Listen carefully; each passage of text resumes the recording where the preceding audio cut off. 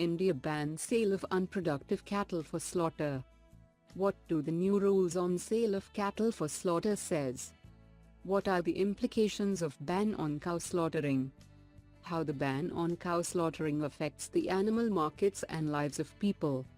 GS Paper 2, Government Policies and Interventions for Development in Various Sectors and Issues Arising Out of Their Design and Implementation.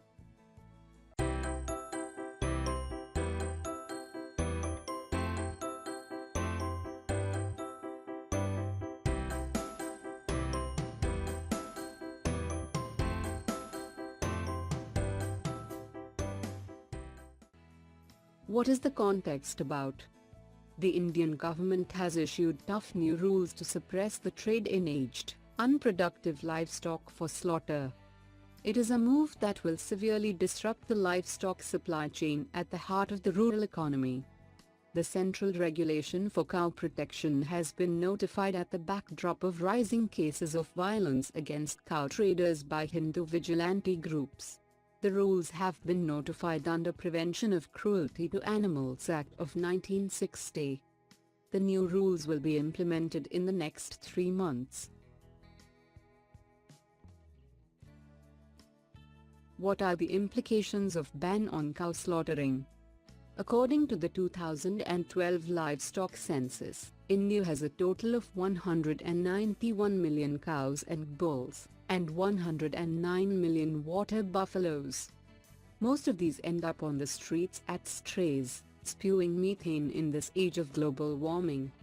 The biggest impact of the government notification will be on India's largely non-mechanized rural economy, in which the life cycle of bulls and bullocks provides farmers with a sustainable economic model. Once it becomes unproductive due to injury or illness, the farmer sells it for culling for about $10,000. This 40% return on investment then allows the farmer to raise capital for a replacement animal. If this replacement cost is taken away from the farmer, it not only makes it harder to procure a new set of healthy bullocks for ploughing, it adds the additional burden of paying for the animal's upkeep. How the ban on cow slaughtering affects the animal markets and lives of people. While the new move limits the scope for abattoirs and slaughterhouses to acquire cattle, it has to be noted that the Indian beef, buffalo, meat industry exports account to over $4 billion. The government's decision will eventually hit the farmers. In such a scenario, banning such an important facet will not only affect the functioning of slaughterhouses but will also affect India's GDP. The ban on sale and purchase of cattle also hits close to 22 million people involved with the meat industry, a chunk of which is from Uttar Pradesh. According to data, exports dropped 2.4% in the first 10 months of 2016-17 year. With a blanket ban on beef and slaughterhouses across the country, farmers have no choice but to retain the cattle, which they used to sell to meat traders earlier. The maintenance cost of these cattle again add to the burden of farmers.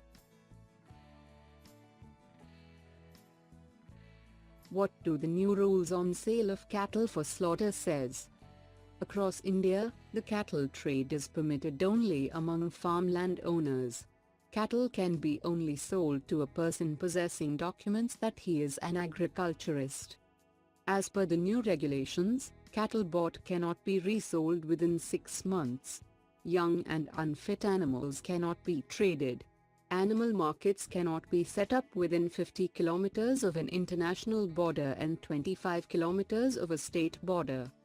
Transporting cattle outside of the country will require special approval of the state government nominee. All animal markets has to run with the approval of District Animal Market Committee to be headed by a magistrate. The committee will also have 2 representatives from government-approved animal welfare groups.